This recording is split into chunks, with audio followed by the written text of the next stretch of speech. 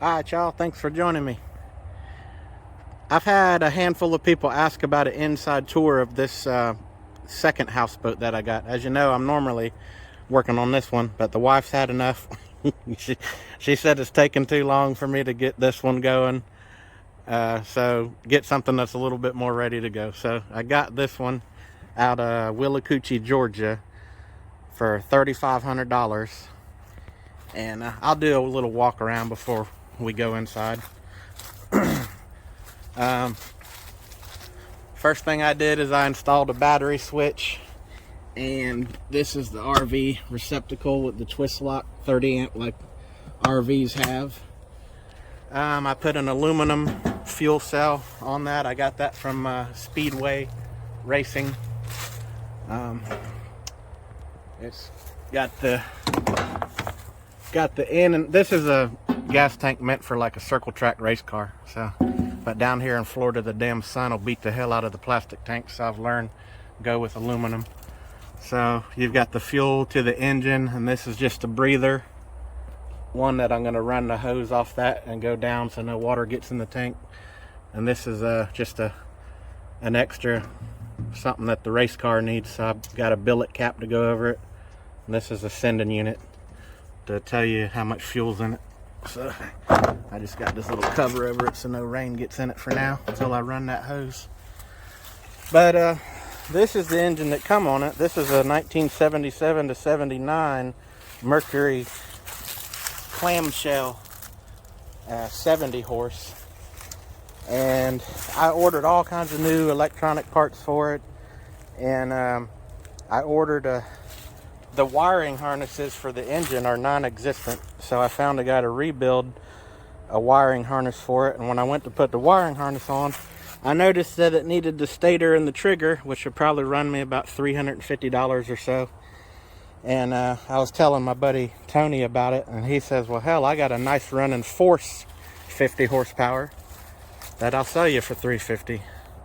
So I'm like, oh shoot, I'll try it. So bought the Force from him for $350, and all I can do is start it up. I don't have no controls. It come with the key start, and I've not ran it up to the dash yet. But let's see here.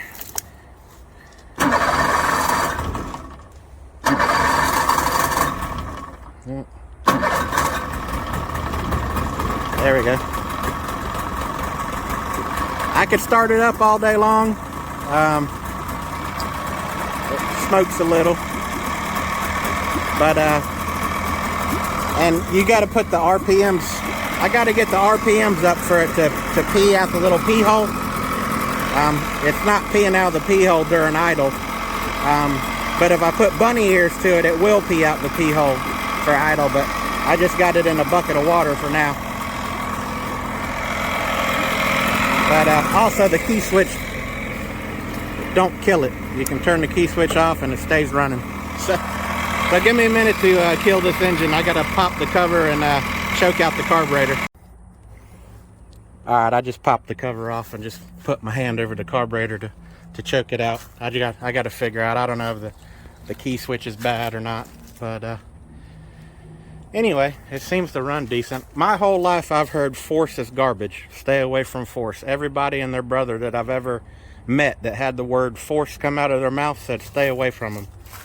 So I took a chance on it. I don't know. But one thing I have figured out is, even though I got the key that I got to run up to the dash to get it to start, I also need to figure out why when I click the key off it's not killing the engine. But the Mercury shift and throttle cables do not fit where the controls go on a Force. So I've got to, one of my things I'm going to do today, which won't be on this video, it'll be after I get done videoing this, I'm going to pull these cables off from the Mercury controller and measure how long they are from one end to the other, and I'm going to order the correct cables that'll fit this Force outboard. But alright, well, I've probably yacked enough. Let me get up in the boat and show you all the inside of the boat. Alright, up on the front deck now. Just wanted to show you this before I went in. This railing I bought I bought all the railing off of a 24-foot pontoon boat for 200 bucks. And this railing, when I put it on this boat, it was freaking perfect from the wall to the very front of the boat.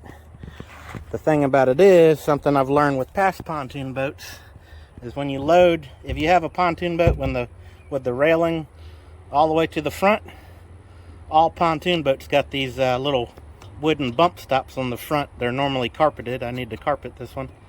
But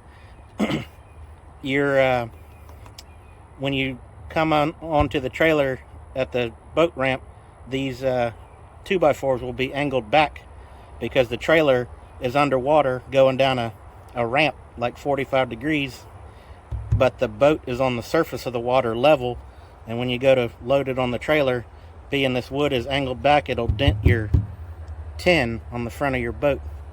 So what I did is I cut about 6 inches out of the railing and moved it back about 6 inches. That way my railing don't get dented on the front of the boat. And I also welded spacers. That way whenever I redo this deck and it's nice and redid and these leaves fall on it, I could just wash them off right underneath the railing. So that's one of the things I got to do. Let's go on in. I also want to turn this door around. I think this is one of them universal doors. The doorknob's about right in the middle, and it hinges to the driver's side. And right there is the driver's window. And I want to be able to open that window when I'm driving, and I can't do that if the door's opened in front of it. And so what I'd like to do, I'd like to pull all them little screws out, flip the door upside down to where it hinges the opposite way, but then the window will be upside down. So I gotta flip the window upside down first and then flip the door upside down, or flip the door upside down and flip the window upside down. Either way, same end result. But anyway, here's the inside.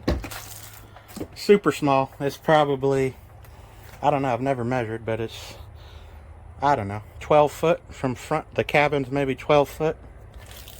You come right in. It's got a little captain's chair. Steering, here's the old Mercury controls. Whenever I order those new cables, I don't know if they're going to hook up in this Mercury control. That's something else I got to figure out. I don't know if I'm going to have to order new controls or what, but I plan on running that key start that you've seen. I plan on running it behind the scenes under the deck and pop up in here, just kind of drill a hole in this aluminum and have a little key start there. And then if that controller worked, that'd be great, but if not, I'm going to have another set of controls there. But yeah, I'd like to be able to open this window while I'm driving and have the door open too. All these windows open. All these windows open. This folds down, and we've got the covers for all those foam mattresses. This folds down just like in a camper or RV. So you got like a twin size bed down below and a twin size bed up above. But I can tell you my fat butt's not going to get up there. So that's probably just storage. But it's got cabinets, and some of the cabinet doors were messed up, so I took them off and took the doors off these cabinets up here, but it's got a nice little lip. So I was thinking maybe get some like little plastic baskets or something and keep odds and ends in the little plastic baskets, and if you want one, you ain't got to worry about it, the basket flying off the shelf, because it's got about 1.5 inch lip right there.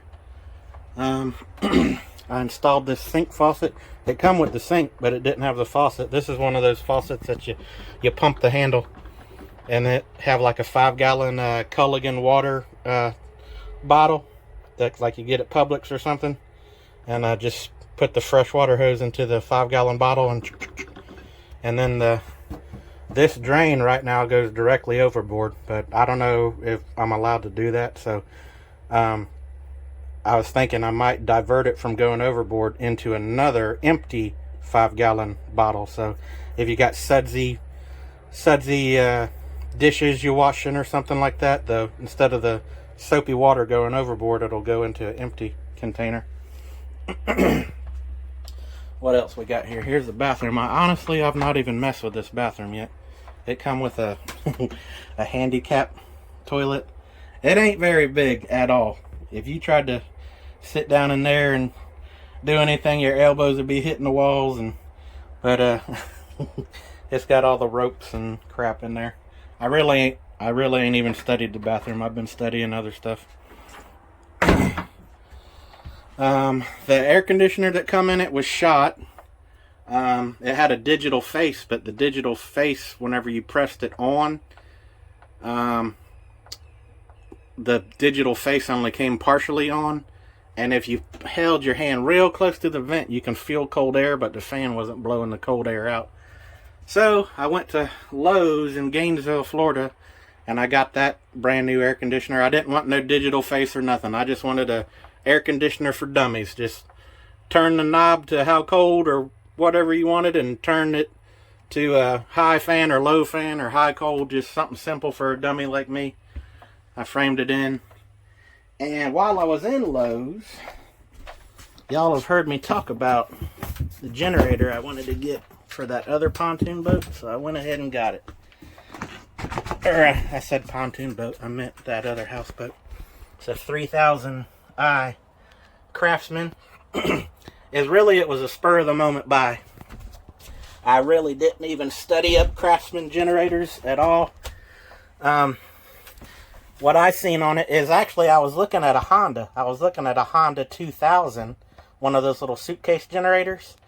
And just a couple generators down from the 2000 Honda, they had this 3000 Craftsman, and it already has the 30 amp receptacle on the front. And I'm like, that's the one I need, because it's whenever we go camping in our camper, I can take this thing to a camp where you kind of need to be quiet, and people wouldn't appreciate that other loud ass generator I got. I got like a 8750 Predator generator that it takes 3 grown men and a damn midget to load that thing in the back of the truck. But this one here, it's about 60 pounds, and so it'll work with our camper, it'll work on that other houseboat, and it'll work on this one. And let me tell you, I did all the oil and gas in it and everything, and read the manual, and it was a spur of the moment buy. Like I said, I didn't know shit about a Craftsman generator, but I started looking stuff up, and it's the same thing as a Generac. Generac and Craftsman's like the same, just like Generac is orange, but the Craftsman's red. So I was like, cool. Generac's a good generator. So, but anyway, it'll run that air conditioner, make this cabin ice cold, and that thing don't even come off idle when it's sitting on the back deck. I was super impressed. Put that mother back. And what else did I do? Alright, this is a 30 amp box. Y'all seen that 30 amp receptacle out there? Well, it feeds into this 30 amp box, and you flip the switch on. And I just did a little quick wire job to this, and it distributes out of that to all the sockets and lights in the boat. All the sockets and lights work. Here's off the back of the battery switch that I wired. I've already got everything wired. I crimped the wire, or soldered them. I soldered the wire ends on. I put the red heat shrink on the positive wires, and I put the black heat shrink on the negative wires. And so this little area right here is going to be for 2 of my batteries. 2 batteries is going in there. That's about it, really. Love these jalousie windows. I grew up in a house with jalousie windows, so it kind of reminds me of the old days. I grew up in Homestead, Florida. I'm 45. I was born in 1976, and our house down in Homestead had jalousie windows like that. But opens up out onto the back deck. So this area right here is the bathroom, they're calling it, on the other side of this wall. I was thinking of making an outside shower. Just something simple. Just wash off right on the back deck. And that's it in a nutshell. I mean, I know I'm long-winded, and I appreciate y'all hanging with me, but I'm going to throw that cover back on this engine, and I'm going to take this controller off, get the throttle and the forward, neutral, reverse cable out of there, lay them out on the ground, measure them, and then probably go ahead and order the cables for this. I've been doing some studying. They say that the universal throttle cables is what fits that force. And I started looking at universal throttle cable pictures online, and it does look like the jacket of the cable is got the same shape as the little there's like little hasps in there that the cable locks into, and it looks like the necks on the universal cable is the same shape as those little locking hasps in there. So I feel pretty comfortable that it's universal cables that's supposed to go to the engine. I just don't know if the universal cables will hook up in this old Mercury controller or not. So we'll see. But anyway, appreciate y'all hanging in there, and I know I don't hardly make videos as often as I used to, but I need to kick myself in the butt and get back to doing it. It just seems like I know y'all have heard the term happy wife, happy life. Well, my wife's got me running all over the place all the time. But I'll get to it, and I'll start. Whenever I take the next step on that one, I'll make a video. Whenever I take the next step on this one, I'll make a video. But anyway, that's all for today. Thank y'all for hanging in there, and wish me luck.